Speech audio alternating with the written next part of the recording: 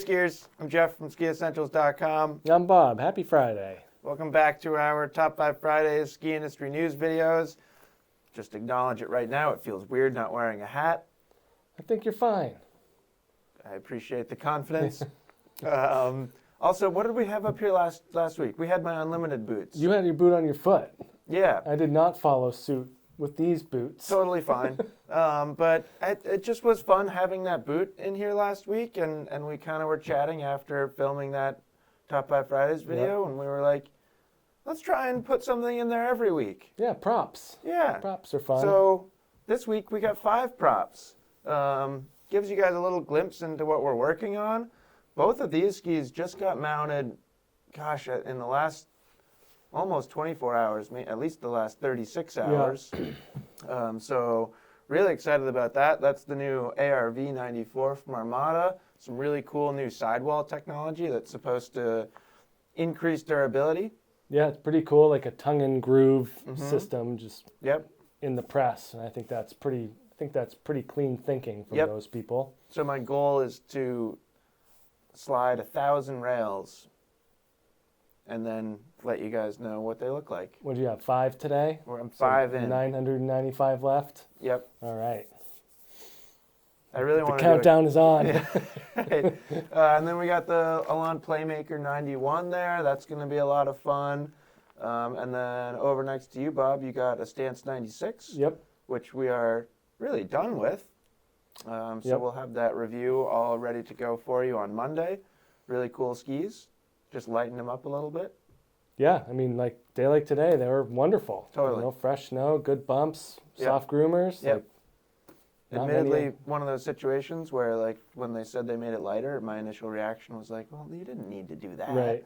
But it is nice to have, having spent some time on them now, I totally get it. Yep. And then you got a Sender 110 free over there. Yeah, this is a fun new toy for us it. to kind of get on yesterday in the snow, and then again today in the snow, and I think we're both pretty bullish on that new ski. Totally, and it fills a nice little gap in Rosignol's current skis.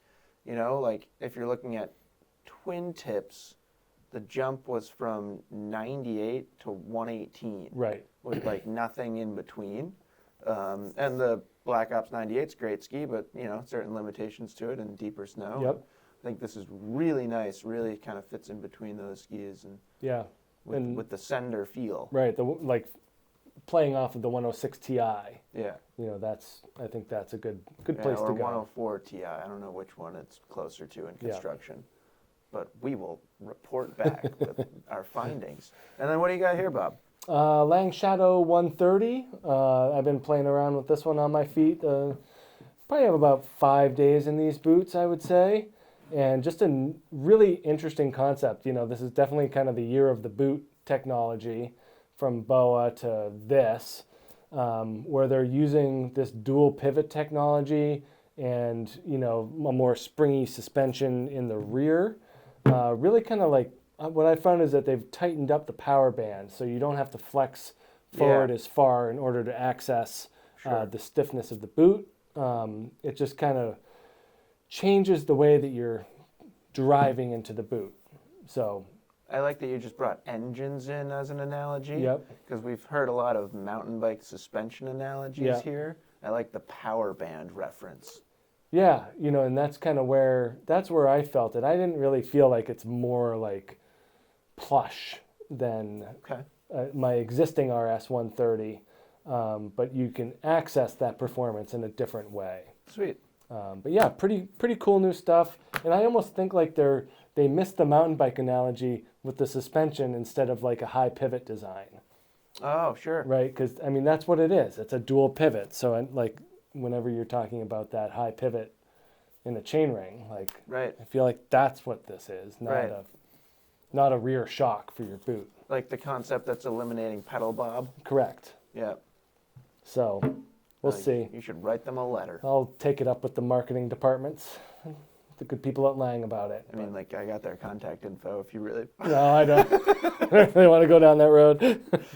No, I like the suspension analogy, and I think a lot of people are familiar with the multi-link mountain bike suspension. So it is a similar concept. And I think that's it. That's it for prop time? Yeah. Okay. There's a lot of other stuff going on. Yeah. We could have brought in like 20 more skis, but we got to save some for next week. Right. Exactly. So with that, we'll get right into the ski industry news. World Championships have come to a close. Michaela picked up a second in that slalom race last weekend. That earned her 14th World Championship medal and the sole record for most World Championship medals as an individual and team combined. But like if she's part of a team. But second place, Jeff? Yeah, it's not good enough? Nope. Okay. I'm not satisfied. Well, Bob, this weekend she'll be back to World Cup ski racing in Switzerland and her chase for the Stenmark record. So that I can get behind. And that requires wins. Requires wins. Got to be first place. Yep. So we've got a downhill and a Super G coming up this weekend in Switzerland. I really like watching the speed events. Yep. Gonna try and catch both of those. And there's not too much else to report on in ski racing this week. It's a rare, short ski racing week. We do have Freeride World Tour results from Kicking Horse. That actually was I think all but wrapped up when we did last week's Top 5 Friday. It just didn't quite make it into the final production here. It was on the cutting room floor, so to speak. So Max Hitzig took the win with a massive 360 into a very technical section, mandatory little double drop exit there, and then you probably at least saw a clip of the just insanely large backflip that he did. Yep. It was just wild. Lots of anxiety going on. Looked like about 100 feet to me. Yeah. It's too much. Yeah, I agree. And if you don't win, what's going to win? What's the next? I don't know. I mean, I love watching it. Yeah. You're not going to catch me doing a 100-foot backflip. No, I mean, I just feel the same way about that as the Red Bull mountain bike stuff. Red Bull Rampage? Yeah, Rampage, yeah. Thank you, where it just doesn't make my stomach feel good to watch. Your palms a little sweaty. Yeah, I don't like it. Yeah. Anyways, Marcus Gauguin picked up second, Valentin Rainier in third, and then Megan Batend took the win for the women. Some really high-speed skiing, big drops, fluid skiing. We'll leave a link to the full replay if you didn't happen to catch the event. And then we had Elizabeth Gerritsen in second and Addison Radford picking up third. Good for them. Yeah, it's fantastic. Yeah. Love watching the Freeride World Tour stuff as stress-inducing as it can be. And then third topic of the week, we have really cool kind of highlight story from the Colorado Sun. We share Colorado Sun publications a ton here at Top 5 Fridays, so big shout out to Colorado Sun. And this is looking at Ava Keenan, a talented young woman who's looking to become the future of U.S. mogul skiing, Bob. This is a story I can get behind. Yeah, as a former competitive mogul skier. Did you happen to check her ranks? As at 12 years old, yes. I think it said she was 28th worldwide. Something like that. Yeah. I wrote down her U.S. ranks. Okay. She is ranked second in the United States for 15 and under age group, and she's ranked 7th for 17 and under. Man, these kids are springy these days. Which, maybe this isn't the right way to take this thought, but I feel bad for, whoever's ranked, whatever 17-year-old is ranked worse than her. Well, there's a lot of bad 17-year-old skiers in the world. This is an elite athlete we're talking about. No, totally. It's hard. Yeah. It's as somebody who coaches, and obviously you've got a foot in the door in youth athletics, and it's a hard world to navigate. Yeah. For kids. No, you're right, and especially when you're in those teenage years and you're a lot more cognizant of your appearance and your relationship to your peers. 100%. I think that's got to be difficult. Yep, I agree. Now, I don't know that this makes this more interesting or not, but I think it's worth noting, and the article kind of covers this at great depth, is she's black. Yep. Which I think is really cool. Yeah. She's also on the National Brotherhood of Skiing Olympic Scholarship Fund. Yeah, so we've been that's chatting. pretty interesting. Yeah, so we've been chatting about the National Brotherhood of Skiing. I think, was it last week or 2 weeks ago? 2 weeks ago with the 2 weeks ago? touring. Yeah, so they've come up in Top 5 Fridays quite a bit. Always really interesting stories there. But I thought what was particularly interesting here, and this is something that I think you guys will appreciate, because we have had a lot of comments kind of looking at the financial barriers of entry to the sport rather than any like race-specific barriers of entry. Yeah. And this article also cited that her father spends $100,000 annually to support the competitive skiing of his 3 daughters. I mean, that's just an enormous barrier for anyone. And Like, enormous. Right. Like, I don't know how anyone does that. Right.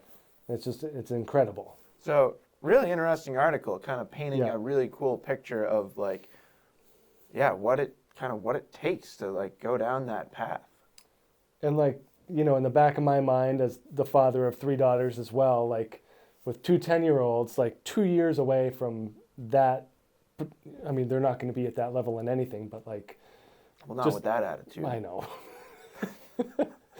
But I hope that their sanity and their well-being is looked at as well. You know, I just feel bad for these young kids that are put in the spotlight at a very young age, and like the pressure of $100,000 like bearing down on you. Yeah, the pressure can be immense. Yeah, I hope that their well-being is taken care of. I agree. And that's all I can say from a father's perspective. Totally. Well, appreciate having your perspective there as a father of similarly aged daughters. Yeah. And then this I thought was really interesting. We have an article from the Salt Lake Tribune, a story on misleading snow reports. We don't know anything about that. Hits home for Bob and I, because Bob and I basically cover or handle the majority of the Instagram account Stowe Snow Report, something that we've been doing here at work for a number of years now. I used to write it, and then we kind of absorbed it into an Instagram account. Yeah, it used to have a web page. Yeah, we had It's crazy. So funny. I think technically we still do have the URL, but nothing's on it. But anyways, this is a really interesting article. I would encourage you to click through and check it out. Basically, their findings was it's not necessarily intentional, the misleading reporting. So I think that's important to call out, because there's more and more people that think like ski area operation is like just a major conspiracy, which is like a really weird phenomenon to me. You hear it in the lift line all the time. Like we were just chatting with somebody today. Yeah. It was like they shut the lift down to save money. Yeah. It's like I don't know that was really the case. During a holiday week with long lift lines, like pretty sure they will take every opportunity to open every lift they have. Seemed like a legitimate wind hold. Yeah. But anyways, so yeah, not intentional. It's just more of a result of different reporters, different snow measuring techniques, or measuring snow in different spots on the mountain. Like a lot of things can affect that stuff. Well, I usually like to say, like if we got a bunch of snow and it's windy, I say like 0 to 20. Right. Like there's none over there. There's some like this, and there's some like there's this. There's a lot over there. You got to go find a this. Right. And that's a youth issue. Yeah. But they looked at Alta as the gold standard of reporting, where snow depth is calculated with sonar. I had no idea that was a thing. Who knew? Yeah. Probably a lot of people. But I'm not one of those people. But yeah, I thought that was really interesting, and it's funny because like we get comments. We have probably 10,000 followers on Instagram or somewhere around there, and we get like kind of some angry comments sometimes, being like, "You're wrong." Right. And it's like, well, that's how it was where I was. Like, and when you were. Right. Like, I'm not lying. No, like some days we leave at 9 o'clock in the morning, and by 2:30, it's a totally different day. Right. Yeah. So, yeah, it's interesting, but I thought that was cool that there was a story that kind of covered some stuff that we do. Yeah, makes you feel better about your little side gig there. Yeah, I suppose so. I don't know if it's a side gig. I think I get paid for it. Right? Pretty sure that's in my job description. And then finally, we have our edits of the week. So first up, we have episode 4 of Michaela Schifrin's new Moving Right Along series. Been really enjoying these, and it looks like they're taking off quite a bit. I think she was looked like she was around like 23,000 YouTube subscribers. Yeah. And they're getting a lot of views. So kudos to Michaela Schifrin for putting her out there and giving the people a little more insight. You more interested in that one or Full Swing? The golf one? Am I more interested in Michaela Schifrin's Moving Right Along YouTube series or the Netflix series Full Swing? Yeah. Why you gotta put me on the spot like that, Bob? It's okay to say you like golf. I would say it's a great question, Bob. Okay. As a really serious fan of competitive golf, Full Swing doesn't really go like deep enough for me. I haven't watched it yet. And there's also like some weird things, like the audio is like not right sometimes. Like there'll be like a shot of somebody hitting like a mid-iron shot. Yeah. And the sound that they use is like clearly somebody hitting a driver. And Oh, then, like, interesting. and then the cheers are like they don't like Yeah. work right. So there's like some weird intricacies as a golf fan. Yeah. All right, But fair enough. I'd probably still like that one more. I don't know. I don't know. Good question, Bob. Let me know in the comments if you've watched the Full Swing series. I'm not all the way through. I think I'm only halfway through. Yeah. That's something I'll have to watch when my wife goes to bed early and got the TV to myself. I really tried to get Megan interested, Yeah. and that just didn't work. Yeah. Yeah. You can only try. And then second edit of the week is go inside the mind of Alex Ferreira with Teton Gravity Research. I feel like we've been talking about Alex Ferreira a lot. Yep. Seems to know his way around the sport of skiing pretty well. Yep. Something that I thought was cool is he kind of, the way he described himself when he was kind of an up-and-coming skier or in like his local ski club is that he was the worst. Interesting. Yeah. He said he had to work twice as hard to be half as good as the other skiers. Huh. Must have been a legit club. I think it is. And then lastly, we have Jib League from Slush. So this is season 1, episode 1, the official broadcast. This is a new kind of competition series from Slush.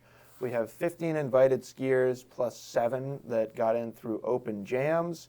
This is going to be 3 jams on 3 features. The skiers then vote, and 10,000 euros goes to the winner. Interesting format. I Yeah. always like the creativity of that Slush. Yeah, me too. So I saw this posted yesterday. Full disclosure, I have not watched it yet, and I am very excited to go home and watch it. Looked like it was about 20 minutes long. And we'll have a comparison between this and Full Swing next week. Yeah, sure. Yeah, if you want to just use that as Yeah. the basis of comparison for everything. Right. Be interesting to see if rail skiing or golf for you is more interesting to watch. Rail skiing. Okay. Yep. Yeah. Play a lot of like would you rather games with the kids. That would be a good one. Okay. Good one for you there. Speaking of your kids, it is that time. All right. So that's it for this week's Top 5 Fridays. Yeah, let us know if you have any thoughts on anything that we chatted about this week. Yep. Let us know what you think of these things up here. And hope everyone has a fantastic weekend, and we'll talk to you soon. Bye.